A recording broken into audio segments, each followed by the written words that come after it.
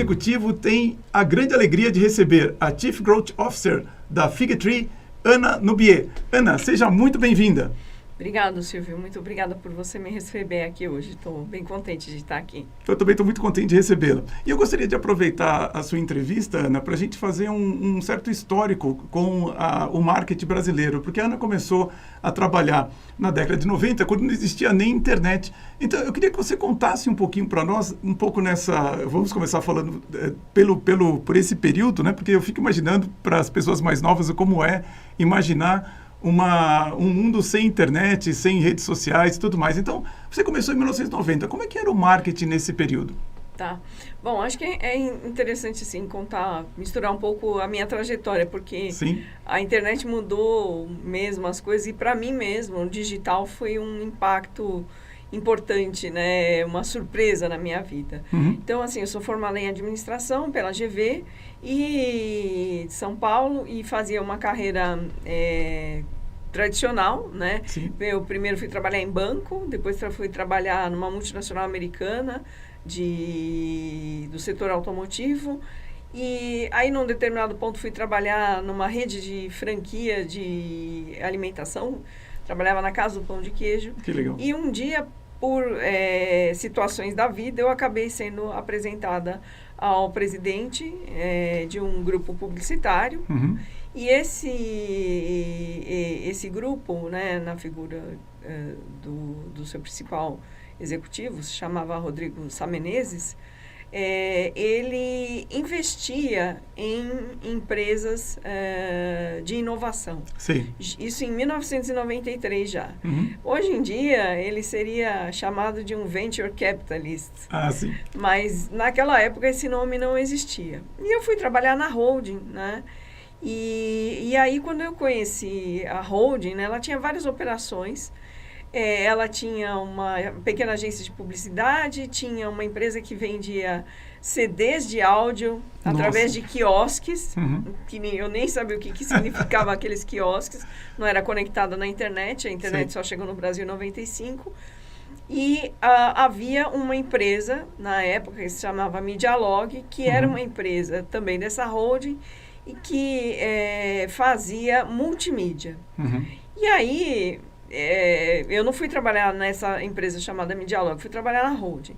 Mas era uma profissão, uma posição que não estava muito claro o que eu fazia. E um dia, o presidente dessa holding, dessa empresa de multimídia, da Medialog, me chamou e perguntou se eu não queria trabalhar com ele. E eu fiquei muito surpresa dele ter me chamado.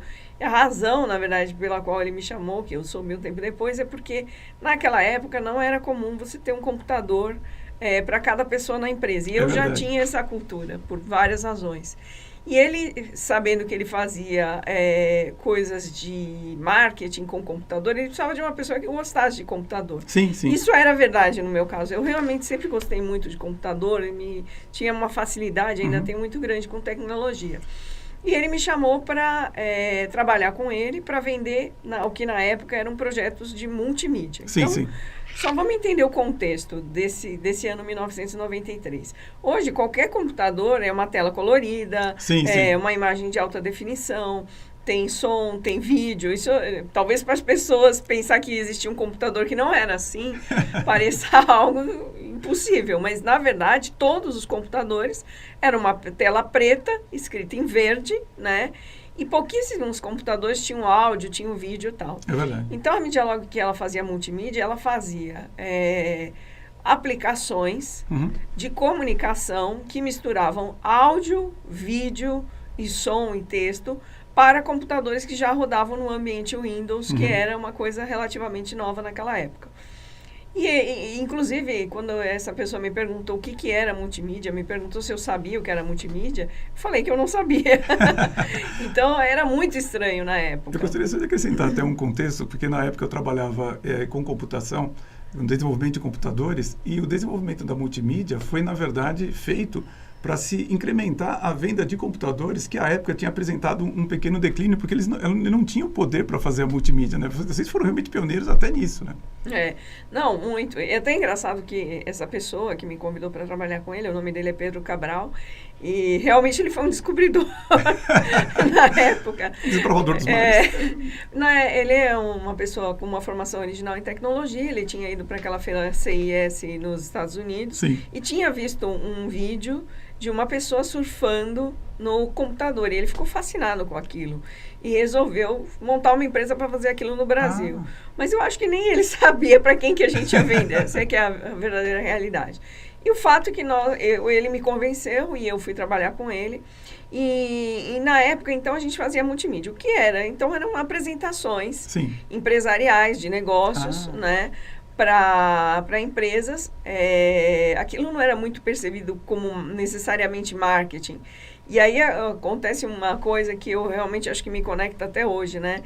Que as pessoas perguntam, o que você faz? E eu falo, então, é complicado de explicar. Até hoje é complicado de explicar. Mas isso é um problema para todo mundo que trabalha com inovação, né, Ana? Se você trabalha com uma coisa que é muito recente, ninguém tem o conceito, ninguém consegue associar nada, né? Mas assim, a minha mãe, né, eu acho que ela... até hoje não sabe direito o que eu faço. Mas, em resumo, só para até, vamos dizer, dar uns passos à frente, o que eu faço eu desenvolvo negócios na área de marketing, interatividade e inovação. E isso, na verdade, é o que eu faço há 30 anos. Bom, e aí, então, a gente foi vender. Então, você me pergunta como era o marketing na época. Eu acho que, assim, a palavra-chave do marketing na época versus o que é o marketing de hoje... Né, o que mais contradiz este momento de hoje para o passado, é que antigamente era uma disciplina muito simples, do ponto de vista de possíveis canais através dos quais você encontra os seus clientes, versus hoje uma altíssima complexidade, porque há milhares de canais através dos quais você pode encontrar os seus clientes. Então, a grande jornada, só para vocês terem uma ideia, isso, né, não sei se já tinha internet ou não, que veio em 95, eu lembro que... não, já tinha internet essa conversa. Eu estava uma vez num evento com um cara, ele era um americano, e ele estava trabalhando, ele trabalhava com mídia, né? Ou seja, fazia propaganda.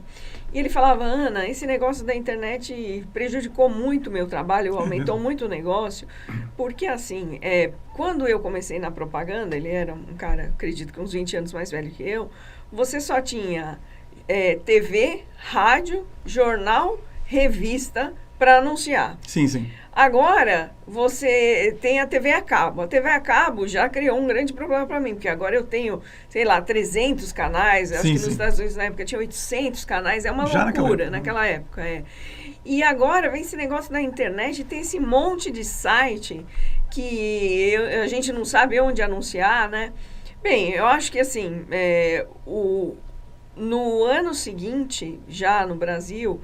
A quantidade de canais de internet disponíveis no Brasil e a quantidade de conteúdo que se colocava na internet, ou seja, conteúdo onde um anunciante poderia estar presente, no período de um dia, era o equivalente ao que uma Globo produzia em um ano. Nossa. Então, assim, a internet, o marketing da era antes da internet...